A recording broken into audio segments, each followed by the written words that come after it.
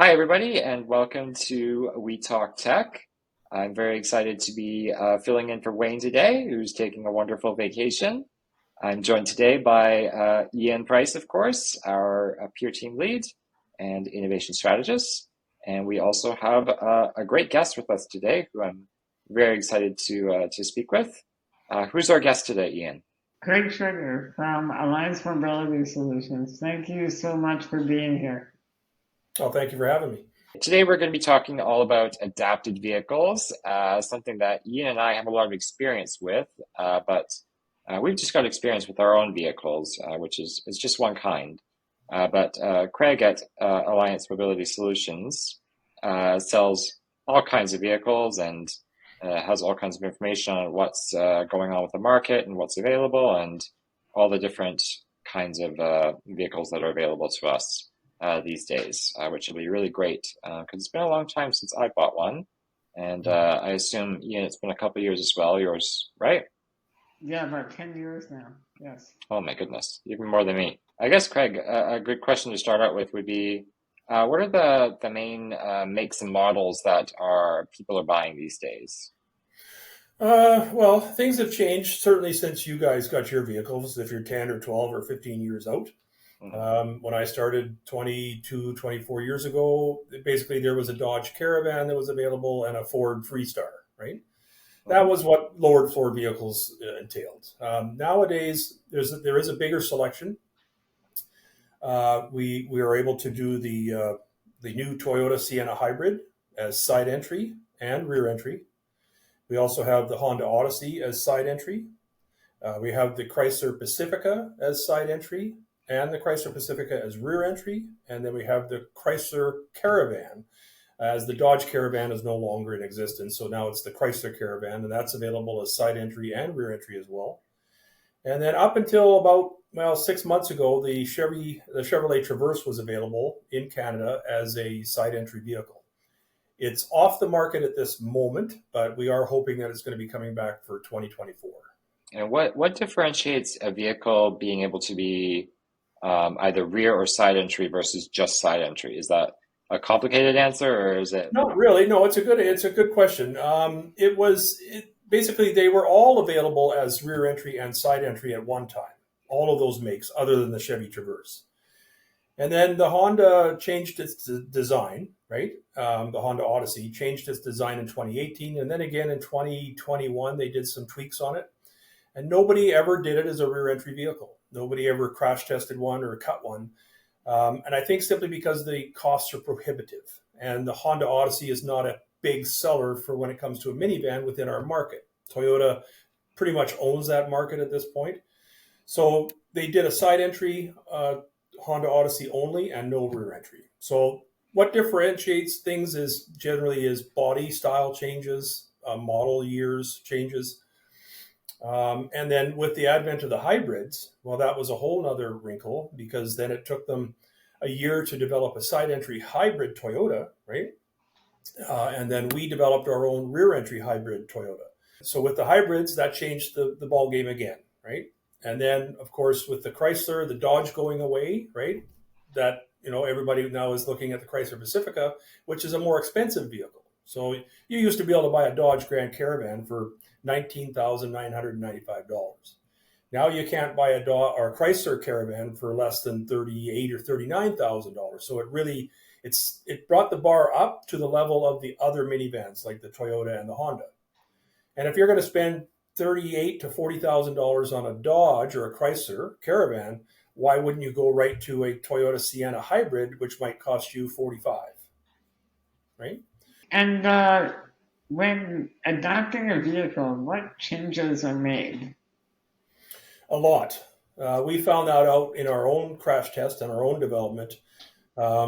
Basically, from the firewall, right, in a side entry vehicle, right to the rear bench seat, actually right to the back, is everything has changed. Toyota puts their hybrid batteries underneath the front driver and passenger seat. So those batteries, Braun moved those all the way to the back of the vehicle to where the old storage trunk was, right? And then they have to do an aftermarket fuel tank. So you're changing the fuel tank, you're changing the exhaust system, you're changing the fuel delivery systems, you're changing AC lines. Everything changes from the front of that vehicle, from driver passenger all the way to the back. And that basically stays the course, whether it be side entry or rear entry. There's a lot of changes that are made. One thing that we did with the Toyota, it is now, when it became hybrid, it also became a vehicle with four-wheel independent suspension. So it used to have an axle in the back.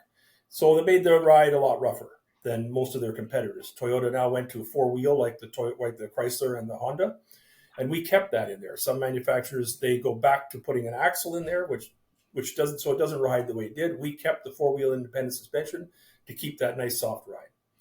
But there's a lot of things that are moved and changed in those vehicles from the time you start to the time you end, and hence that's why they have to be sent out and crash tested and made sure they're safe.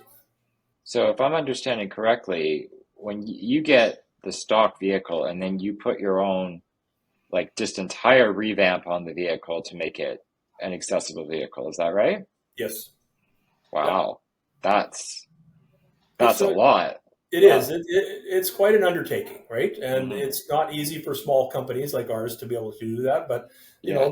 the need is there and the want is there for that vehicle. You'll see that the most of the taxi drivers, they drive Toyota Siennas, right? And with the Hmm. hybrid, they're saving a lot of gas, right? When somebody comes to you and they're looking for an adapted vehicle and they're new to the market, they or maybe new to their disability, how do you help them choose between a rear entry vehicle and a side entry vehicle? Well, first and foremost, if they're going to be a driver, right? Mm, I'm not sure, Taylor, are you a driver? no. You're passenger only? Yeah. Yeah, so that's the first question. Are you going to Hmm. be driving, or do you look, do you see yourself in the future as a driver, right? Then of course that's going to be a powered side entry conversion, because they need to be able to just push a button, have the door open up, have the ramp come out, the van kneels down, they're able to go in, either drive from their wheelchair or transfer to a transfer seat base in the front driver position. So once you've passed that hurdle, and if they said, you know what, no, I'm going to be a passenger, and but I do want to sit up front, then they have an option, because any of the side entry conversions, both front seats are removable. So we can leave the driver seat in, we can leave the passenger seat in, we can take the passenger seat out, and the person can drive right up there and stay in their wheelchair as a passenger. Then the next step would be, okay, if you're going to be a passenger, do you want a power system or do you want a manual system, right? So do you want something where you push a button and everything opens up and the van kneels down and you can drive right in and lock down in a lockdown? Or do you, if you have if you're going to have an attendant with you or a caregiver, whatever the case is, do you want them to be able to open the door manually and pull the ramp out, right? And then you go up into position and then they push the ramp back in and close the door, right? So those are the major questions to ask, right? And those are kind of the criteria as to, okay, you're going to be side entry or you're going to be power or manual. And I'm not sure what your guys' vehicles are. Are they side entry? Yes. Both? Yeah, so Yep. you know the problems with side entry loading and unloading, Yes. right? I mean, it's terrible. Unfortunately, in Canada, we don't have the regulations that that retailers must make spots big enough for a side entry vehicle to come into and unload, right? You need a full stall, and then you need another 6 feet with the X's for your ramp to come out. So it makes a big difference here compared to the States, where they have the ADA, right? And those kind of things are mandated. So there's a lot of questions that need to be asked along the process of what their wants and needs are, because, like I said, they are expensive purchases these days, more so than I've ever seen in this market. And if you make a mistake, it doesn't do us any good, and it doesn't do our clients any good. And that's not just adapted vehicles that are up in price. It's everything, period, It, right? Used, new, it's all up. yeah, And everything, that, and even yeah. the equipment we put in has gone up, Mm, right? Our manufacturers, they pass along the shipping costs. The shipping costs have gone through the roof, so everything is contributing to this inflation. You hear that word every day, but this market has inflated along with everything else, mhm. unfortunately. Yeah, so it really sounds like it's a lot of personal questions that are based on your lifestyle. It's all reflective based on who you are and what you want out of your ride, which is Of course, that's what everybody wants out of their car, Yeah, regardless of whether or not you have a disability. yeah, I do have a side load vehicle, and it is very frustrating trying to find somewhere that you can park. It's difficult. But recently I went on a short trip and we rented a rear load vehicle, and it felt so luxurious because it was like park anywhere, it doesn't matter. We can unload, it's no problem. It's a lot to think about, and I can imagine it's really challenging if you're somebody who's developed an injury or an illness later in your life, and you're like, I don't know. So it's yeah. great to have somebody with a lot of experience in manufacturing these vehicles and um, distributing them, just to give that advice. Yeah, and also to be clear, we can make a call for a lot of our clients, certainly as passengers, right? We make sure they fit in the vehicle and that it works for them. But the big process comes when they want to be a driver, right? So if you want to Mm, be a driver, that's out of our realm. Yes, we hmm can we can supply the vehicle, we can supply all the equipment, but they're hmm going to go through GF Strong, right, Yeah. or some of the other private driver educators and go through that whole process. And then they usually call us in closer to the end to say, okay, have you got a vehicle that he can try or she can try? And they can see that they can go in and that kind of stuff. So we make sure, because some people sit very tall in their chairs and certain vehicles will take those tall chairs, some will not. And hmm certainly when it comes to a driver, that's where we kind of step back and we let the hmm professionals that do that work Yeah. do that. And then they call us in to demonstrate equipment, and then they'll go through their road training and they'll do their road test, and then once they pass, then they'll get a prescription, hmm and then with that prescription they'll come to us and say, okay, here's what I need, and then we know in our hearts that we're filling up a prescription that works for them, right? And it's Right. not something, and then we don't interject and say, well, maybe this would work better, because Mm. that's not our call, right? What about for tying or securing the wheelchair in the vehicle? What sort of tie down options are available? There's a few different options. So, of course, you guys, you probably tie your chair down with a set of QR, like Q strength tie downs, Yeah. right? Yeah. 4 point. So there's two on the back of the chair, two on the front of the chair, right? Those are to hmm secure the chair in place. And then, of course, a lap and shoulder belt that is set up to fit for you, right? Whether you're up front or in the mid cabin. So you have a proper lap and shoulder belt, because tie downs are meant to hold the chair in place and the seat belt is meant to hold you in place. Just like when I get in a car, seat belt's meant to hold me in place. So that's one option. And there's manual, there's retractable styles. So there's all sorts of different styles of those manual type and self ratcheting tie downs. And then the term has been around forever, but most people call it an easy lock. That's because at one time that was the manufacturer. It was called an easy lock. And then Q Strength got into the business a number of years ago of making what's called a Q lock. Pretty much all we use now is a Q lock, right? And they've come along. So basically, it's just a box that sits on the floor. It's about 6 inches by 8 inches, and then you have a pin or a wedge, a bracket on your chair, and the box is mounted to the floor. And generally, it's a driver position or passenger position up front, or in a rear entry in the mid cabin for a rear entry to drive onto and then release. So the box is mounted, the pin comes into contact, and it's like a fifth wheel trailer hitch. So it just basically locks it down and into Mm. place, right? And then all you have to do then is put on a lap and shoulder, and away you go. And it's all electronic, right? Which is nice because it self locks, and then you can have a button of your own as well as your driver or companion, whatever the case is. You push a button once the ignition is off and the key is out of the ignition. You push a button, it releases you from that Q lock, and then you can back out and come out of the chair under your own power. Right? And Interesting. that pin is fixed on the wheelchair, correct? It's Yes, retractable. yeah, that's a good point, Ian. That's the biggest complaint about that, is that pin does reduce your ground clearance, right? So, Mm. you might have a permobile chair that's got 2.25 inches of ground clearance, and now when you put that pin on there, you reduce that to about 1 3/8. So it catches on things, right? So it's not popular with people that really don't need it; they will not use it. But as a driver, you certainly have to have it, right? And there's some that are not just a pin; it's like a wedge now, right? Yeah. Because what a lot of people don't understand is that as a driver, you have to have what's called a stabilizer. Because as a passenger, your chair can have a little bit of movement back and forth this way, right? because it's a round pin and a round hole. But as a driver, we must put in what's called a stabilizer. So we either put in 2 extra pins at the front of that, which then lock and don't allow any sideways movement or up and down, right? Or there's now Q-Strain has what it's like a wedge, and it's a full-on wedge that fits inside the Q-lock. So again, it takes the place of the pin. So you get a little bit better ground clearance with that, but it's still not.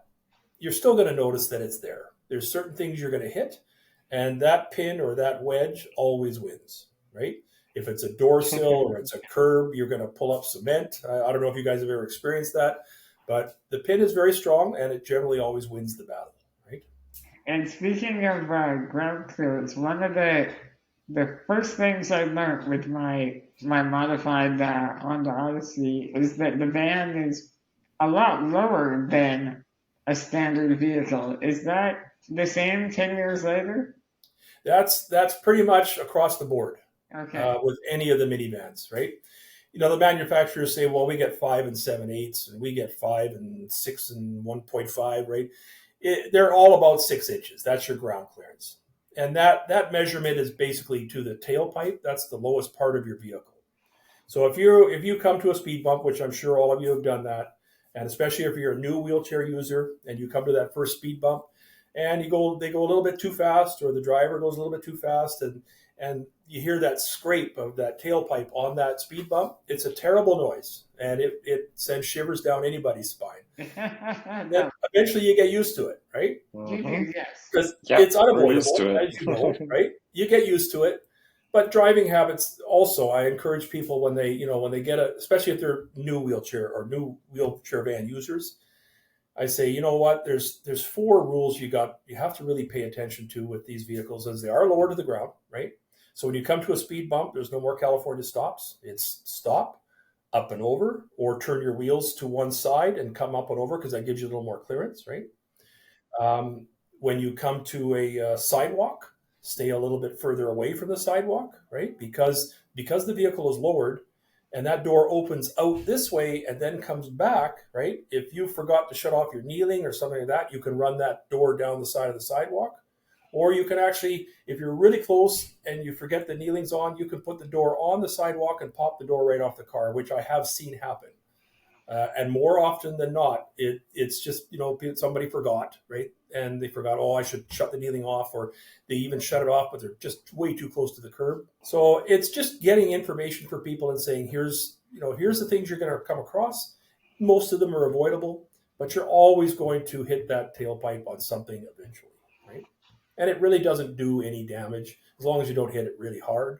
Right. And then if anybody's concerned, we say, if it happened, just come in. We'll put it up on hoist and check it out and make sure everything's okay. Yeah, it's just a horrible, horrible sound. As you It mentioned, really is. as we drove out of the parking lot, out of the dealership, first thing we did is hit a speed bump, and I thought the exhaust system had ripped off the van, like to the point where we hopped out and looked at it, and everything was safe.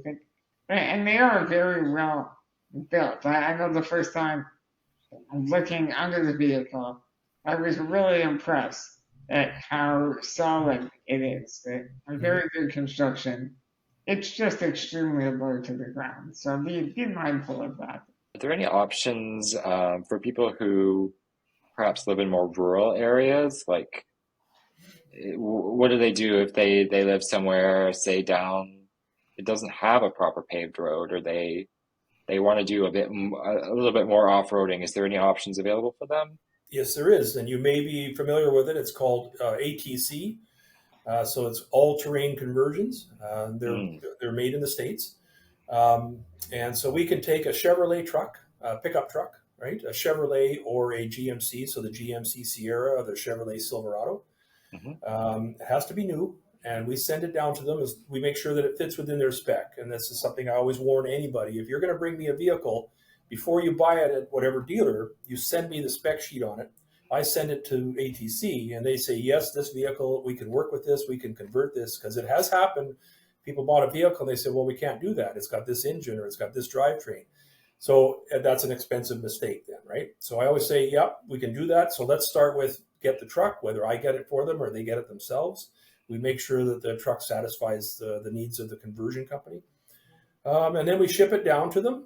We do a conversion. So the ATC conversion, and any of your guests that are watching, just punch in all-terrain conversions, and it'll show you their products. And then so they take that truck and they take it apart just like we do with the minivans, and they convert it. The biggest drawback of the pickup truck is that they only do driver side or passenger side. So it's not both. So it's not like a minivan where you could pull up and be a driver, and then you got tired and say your partner wants to drive, so you go over to the passenger side and stay in your chair, and they drive from the seat because the seats are removable as well, right? In the pickup truck market, it's very unique in the sense that it's one side or the other, not both. So you're going to be a driver or you're going to be a passenger, right?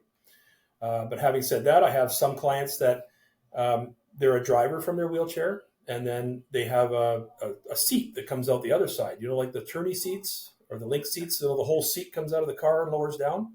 So they transfer from their chair into that, and then that brings them up into the passenger side.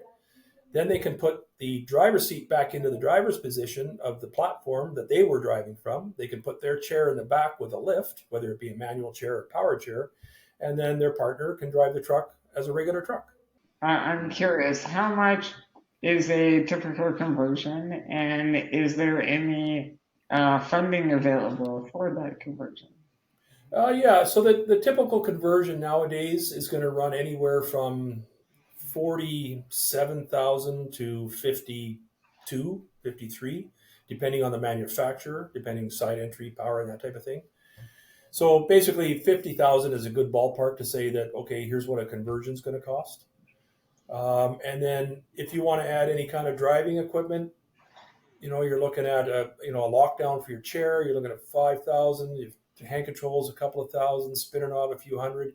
You could easily add $10,000 to $15,000 for just basic driving equipment to that, right? So 65 is a pretty good range to say, okay, here's what's going to cost for a conversion and for basic driving equipment, right? And then the vehicle, of course, depending on the vehicle and how many options you want, that'll range anywhere from 45,000 to 60,000 for the Chrysler Pacifica all dressed up, right? And then the funding source that is available is through Neil Squire, the Technology at Work program, Work BC. And it's a great program for people that are working. I think the criteria for that, and you guys may know better than I, but you have to be working or looking for work or continuing to work so you need that vehicle to support that, right? And they fund right now, they have a cap, I believe it's 50,000. But I think they're looking at increasing that because the reality is it just doesn't cover enough, right? And it is also means tested. So they do delve into your life and they go through your finances and whatnot. And then depending on how much you make, then they'll say, okay, we're going to grant you $50,000 or $52,000, but you also have to contribute back a few $1,000s. So I don't know how that works in their system, but that's generally how it works. Right? Mm. I can't say that I just went through the process, not for a van conversion, but for some other equipment, and it was a very smooth process. So I highly recommend people who are eligible to seriously look into it and absolutely contact Neil Squire. I have one last question because this is a tech channel. What are the advancements in technology with vehicles in, let's say, the last 10 years? The advancement in technology, of course, would be the hybrid with Toyota, right? That's a big hurdle, simply because you double the gas mileage. So if you had a 2020 Toyota Sienna gas model only, and then you purchased a 21 Sienna hybrid, your gas mileage doubles, right? That's so it's a huge thing, especially for somebody that's a commuter driving back and forth to work. And as far as vehicles, that's really about the biggest thing. Of course, voice commands and that kind of stuff that are in cars now make a big difference. But the biggest advances as far as engines and drivetrains would be the hybrid. And, the manufacturers are going to continue along.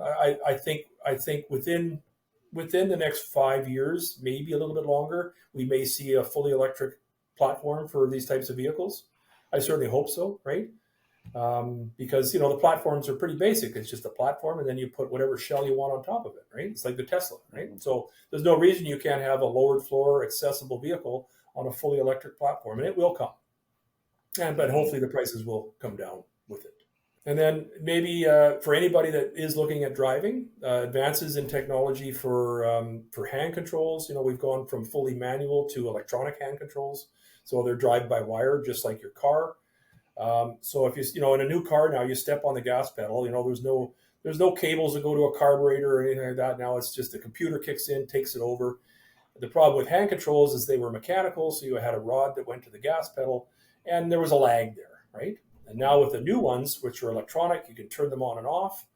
As soon as you press that, it's instant, right? And if anybody's ever driven with hand controls, a manual style, so you start from here and full throttle is way down here, right? Because it's a mechanical system. Well, on the new electronic ones, full throttle is like that, right? So it's drive by wire, so the computer picks it up, and so it helps with fatigue, but it also helps enhance the driving experience. Okay, awesome. But Well, it's I'm there. looking forward to those. I'm gonna try and hold out for those electric options and just destroy my bank account and see what we can do, because I imagine that's gonna be a lot. But Yep. I think that's all we've got for you today. All right. Where can people find Alliance Mobility Solutions? Just www.alliancemobility.ca. Sorry. And where are your retail locations located? We have one location here in Richmond on Vulcan Way. So it's Unit Mhm. 110, 12211 Vulcan Way, Richmond, BC. And then we have another location in Kelowna. And we just moved to a new location, and I'm going to read it. It's 1791 Barron Road in Kelowna. All right, awesome. Well, thank you so much, Craig. You're very welcome.